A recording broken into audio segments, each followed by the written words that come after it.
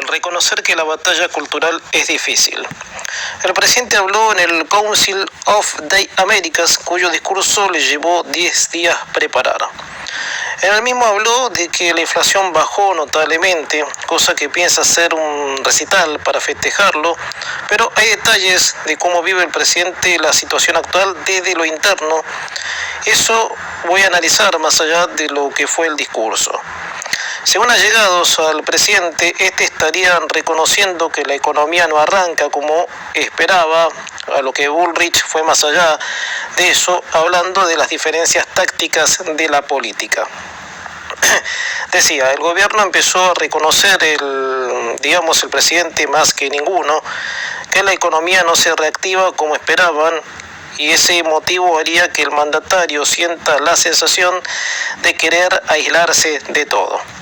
A ver, la batalla cultural que se libró desde diciembre de 2023, ya para principios del 2024, con el paquete de medidas, ley bases, el mismo presidente avisó de que venía una lucha que era poco menos que en remover callos de las aristas de la cultura argentina. Durante ese lapso del tiempo, en reiteradas oportunidades, el presidente pidió paciencia, y esa paciencia requería de que el argentino medio se mentalice de que la situación era un fierro caliente y que lo único que debía abundar era el entendimiento. Yo creo personalmente que el gobierno ha cometido errores que pudo evitar, es verdad, pero también de que la sociedad comprenda que el desastre era mayúsculo y que se requería la comprensión. El error del gobierno es aún todavía, y lo fue, el cerrarse a los consensos con las bancas que apoyan el modelo, a lo que eso sería un error en la práctica, dado que un gobierno totalmente solo no puede hacerle frente a semejante caldo cultivo. El gobierno tiene muchas contras y eso se suma a que gran parte de la sociedad buscaba respuestas en pos de la paciencia que se le pidió. Las realidades no se niegan a la hora de ver que mucha gente que no llega a fin de mes, de que el salario no rinde, de los endeudamientos para las cosas básicas, en fin. Pero se empezó por ordenar el Estado y achicar las cuentas que asfixiaban al bolsillo del privado, como por ejemplo de que el privado tenga que mantener el gasto público de la política.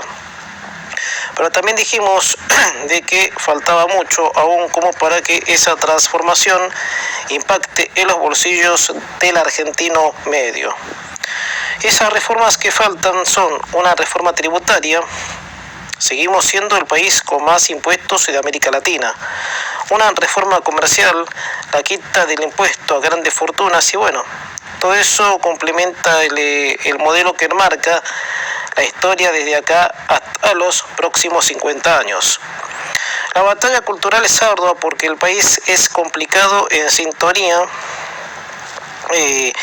de las ideologías.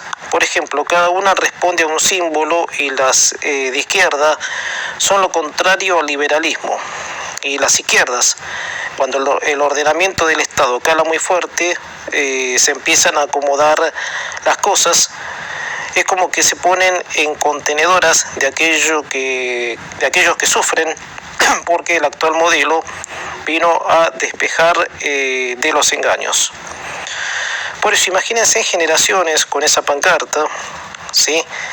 El Estado me tiene que dar, y lógico, son generaciones que no fueron incentivadas al trabajo, al arreglarse solos en la vida. Entonces, viene un gobierno que a calzón quitado te dice, ahora la vida de cada uno depende de cada uno mismo, es muy impactante para aquel que en el Estado sintió esa protección. Y sí, el gobierno la tiene jodida en muchos sentidos, pero más principalmente por la falta de entendimiento. Lo que debe pasar como primera medida, que el gobierno, lo que le queda, no frene los proyectos de reformas y que el presidente no mire con quién o cómo compite, porque eso es más marketing político que otra cosa.